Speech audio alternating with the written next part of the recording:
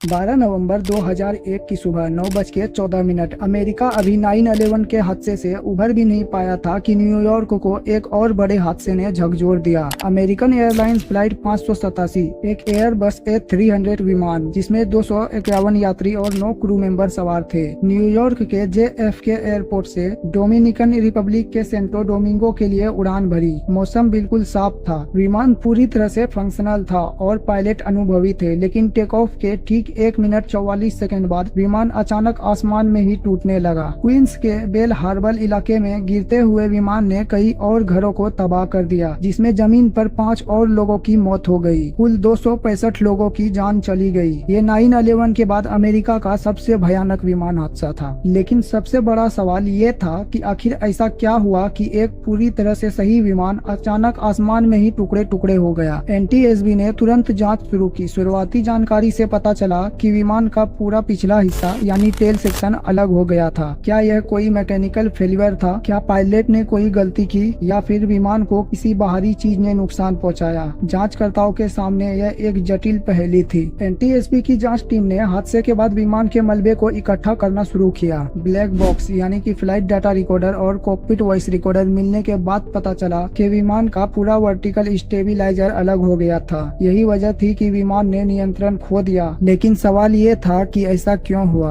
जांचकर्ताओं ने captain Edward style और first officer Stanley मोलिनार की आवाज को ध्यान से सुना। रिकॉर्डिंग से पता चला कि टेक ऑफ के तुरंत बाद विमान को जापान एयरलाइंस के एक बड़े विमान बोइंग 747 के वेग टर्बुलेंस का सामना करना पड़ा। पायलट ने इसे कंट्रोल करने की कोशिश की, लेकिन उन्होंने रडर को बहुत ज्यादा और तेजी से हिलाया। यहाँ जांच में सबसे बड़ा खुलासा हुआ। विमान का रडर और वर्टिकल स्टेबिलाईजर इस तरह के अचानक झटकों को झेलने के लिए डिजाइन नहीं किया गया था। पायलट ने जिस तरह से कंट्रोल को मूव किया, उससे वर्टिकल स्टेबिलाईजर पर इतना जोर पड़ा कि वो टूट गया। इसके बाद विमान का पिछला हिस्सा अलग हो गया और विमान ने नियंत्रण खो दिया। लेकिन सबसे बड़ा सवाल ये है कि क्या ये पायलट की गलती थी या फिर विमान की डिजाइन में कोई गलती थी। जैसे जैसे NTSB की जांच आगे बढ़ी, एक चौंकाने वाला तथ्य सामने आया। अमेरिकन एयरलाइन ने अपने पायलट को A300 विमान में केप टर्बुलेंस से निपटने के लिए गलत ट्रेनिंग दी थी। सिमुलेटर ट्रेनिंग के दौरान पायलट को सिखाया जाता था कि वेग टर्बुलेंस महसूस होते ही रडर को जोर जोर से मूव करे। लेकिन असलियत ये था कि एयरबस A300 का डिजाइन इस तरह के अचानक जोरदार मूवमेंट को झेलने के लिए नहीं बना था। दरअसल इससे पहले 1994 में भी एक ऐसे ही एयरबस A300 विमान में ऐसी ही घटना हुई थी, जहां पायलट के जोरदार रडर मूवमेंट से विमान का स्टेबलाइजर डैमेज हो गया था। लेकिन उस घटना के बाद भी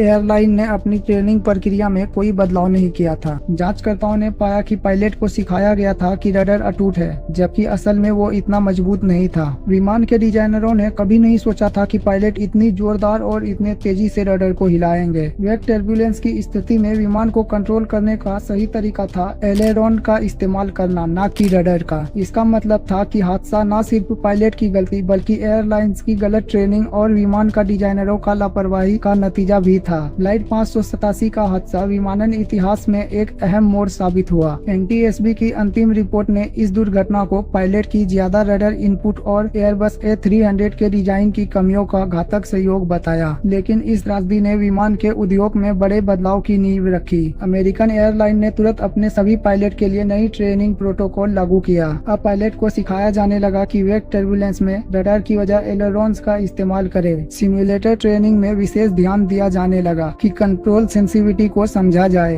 एयरबस ने A300 और अन्य मॉडल के वर्टिकल स्टेबिलाईजर और रडर सिस्टम को मजबूत बनाया। नए टेस्ट किए गए ताकि विमान पायलट के अचानक तेज मूवमेंट को भी झेल सके। फ्लाइट 587 का हादसा हमें याद दिलाता है कि विमान सुरक्षा में कोई भी छोटी लापरवाही बड़ी त्रासदी बन सकती है। आज इस हादसे की वजह से हमारे आसमान पहले से ज्यादा सुरक्षित है, लेकिन उस दिन खोई 265 जिंदगियों की कीमत पर। वीडियो अच्छी लगी हो तो लाइक, कमेंट और सब्सक्राइब करें।